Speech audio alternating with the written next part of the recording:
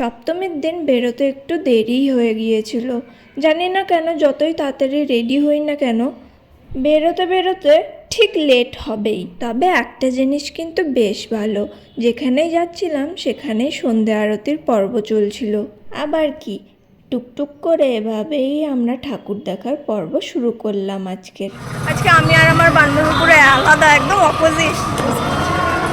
আজকেও কিন্তু বেশ ভালোই গরম ছিল, তাও কিন্তু লোকের আনাগোনা কমেনি। কারণ দুর্গাপুজো বলে কথা, একদিনও কিন্তু মিস করা যাবে না।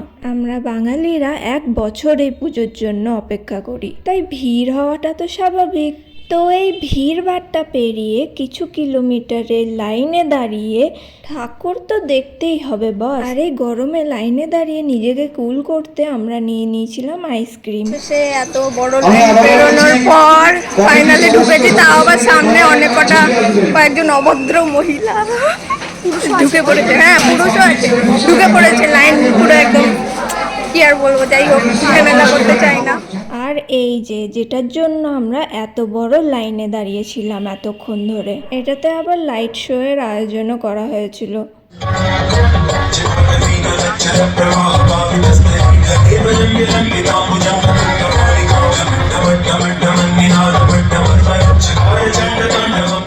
আইফেল টাওয়ারের শো দেখার পর আবারও একটা লম্বা লাইনে ওয়েট করে চলে এলাম কাঁদি বাস স্ট্যান্ডের প্যান্ডেলটা দেখতে, যেখানে পাশে ছোটোখাটো মেলাও বসেছিল। আর এই মূর্তিটা কিন্তু বেশ সুন্দর বানিয়েছিল।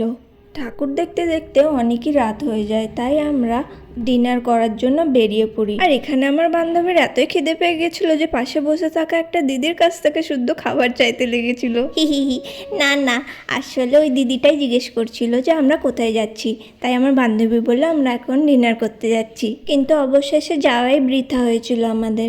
এত ভিড়, রেস্টুরেন্টে যে খাবার প্যাকিং করে নিয়ে যেতে হচ্ছে। এই যে সপ্তমী আমাদের এভাবেই কেটে গেল।